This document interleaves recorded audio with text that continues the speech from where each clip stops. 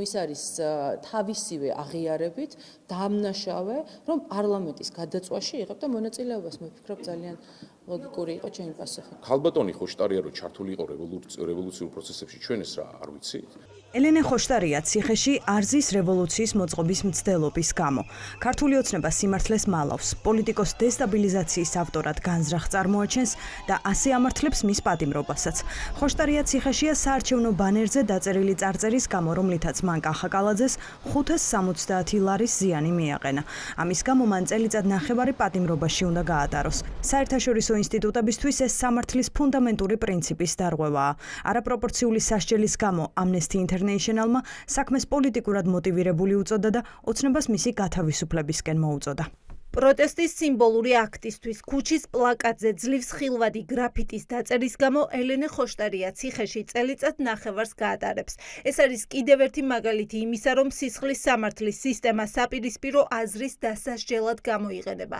საპირისპირო აზრის მშვიდობიანად გამოხატვისას ჩადენილი არაძალადობრივი წვრილმანი დარღვევებისთვის სისხლის სამართლის სასჯელები სავარაუდოდ გამოხატვის თავისუფლების არაპროპორციული შეზღუდვაა. ასეთ შემთხვევებში პატიმრობა თავიდან უნდა იყოს აცილებული. ელენე ხოშტარიას საქმეში მისი სასჯელის სიმძიმე, როგორც ჩანს, უკავშირდება არა მატერიალურ ზიანს, არამედ მის პოლიტიკურ მოსაზრებებსა და სიმბოლურ ზიანს, რომელიც მან მმართველ პარტიას მიაყენა. ხელისუფლება მის დაუყოვნებლივ უნდა გაათავისუფლოს, გადახედოს მის სასჯელს, კერძოდ, გააუქმოს პატიმრობა და ყველა პოლიტიკურად მოტივირებული სასამართლო საქმე მყისიერად დაასრულოს. ელენე ხოშტარია უკვე მსჯავრდებულია, ვიდრე საქალაქო სასამართლო გადაწყვეტილებას მიიღებდა საქმეში პოლიტიკური მოტივები დასავლური საზოგადოებისთვის უკვე ცხადი იყო. სწორედ ამიტომ ევროპარლამენტმა ელენე ხოშტარიას საკითხს სხდომა მიუძღვნა და რეზოლუციაც მიიღო. დღეს ევროპულ გაერთიანებაში ეჭვია არეპარებად, რომ ოცნება უკან არ დაიხევს, რადგან მისი მიზანი ქვეყნის იზოლაციაა. ამისთვის კი საჭიროა პოლიტიკური პატიმრები და უარი დასავლურ სტანდარტებზე. რა თქმა უნდა, ეს პოლიტიკური გადაწყვეტილებაა და ეს არ არის მხოლოდ ჩემი პოზიცია. ევროპარლამენტის წევრთა უმრავლესობამ დააფიქსირა ეს აზრი. რამდენიმე კვირის წინ სტრასბურგის პლენარულ სხდომაზე ჩვენ მივიღეთ საგანგებო რეზოლუცია ელენე ხოშტარიას და სხვა პოლიტიკური პატიმრების შესახებ საქართველოში.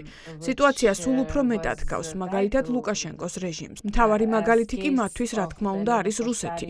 პუტინის რეჟიმი, სადაც ოპოზიციური ლიდერები დაკავებულები არიან. ოპოზიცია კი რეალურად ვერ მოქმედებს როგორც ბელარუსში. ამიტომ ყველა ეს რეჟიმი ერთმანეთს ძალიან ჰგავს და მოქმედებს ერთნაირად. ეს არის სამწუხარო მდგომარეობა, რომლის გამო ჩვენ ძალიან მწუხვართ. ჩემი აზრით, მთავარი სამართლებრივი ინსტრუმენტი საქართველოში აქვს ქართულ ხალხს. განსაკუთრებით მათ, ვინც რეალურად დაუჭირა მხარი ქართულ ოცნებას. ევროპარლამენტში ევროპული საბჭოდან უფრო მკაცრ გადაწყვეტილებას ელოდებიან. მსგავსი მოლოდინი და სურვილი აქვთ იტალიის სენატშიც. ელენე ხოშტარიას დაპატიმრება იყო დღევანდელ სხდომაზე განხილვის საგანი. დეპუტატი ფილიპო სენსი მიიჩნევს, რომ ოცნების პრორუსულ პოლიტიკას ევროპის უფრო მკაცრი პასუხი სჭირდება. საქართველოში ოპოზიციის ერთ-ერთი ლიდერი 4 შვილის დედა ელენე ხოშტარია დააპატიმრეს. მისი ორი ტყუპი ბავშვი დედის გარეშე, მაშინ როცა ის ციხეში იყო, დაბადების დღის ტორტზე სანთლებს აქრობდა. ელენე ხოშტარიას წელიწად ნახევრით თავისუფლების აღკვეთა მიუსაჯეს იმისთვის, რომ საკანცელარიო მარკერით დაწერა სიტყვები რუსული ოცნება თბილისის მერის მხარდამჭერ ბანერზე, რომელიც თავად პრორუსულია. ერთი წარწერა მარკერით არის დანაშაული ქართული ოცნების რეჟიმისთვის, რომელიც რუსეთის მეგობარია და რომელიც საერთაშორისო დონეზე იზოლირებული უნდა იყოს. ამის ნაცვლად კი სამწუხაროდ ის ნიადაგს უკვე აქ, იტალიაშიც პოულობს, როდესაც მთავრობის წარმომადგენლები ხვდებიან ამ დისკრედიტებული ხელისუფლების მინისტრებს. ევროპის პოზიცია სულ უფრო რთული და სახიფათო ხდება იმ რეალური ჰიბრიდული ომის ფონზე, რომელიც რუსეთმა გამოგვიცხადა. ჩვენთვის ერთადერთი კომპასი უნდა იყოს ჩვენი ღირებულებების, თავისუფლებისა და დემოკრატიის დაცვა.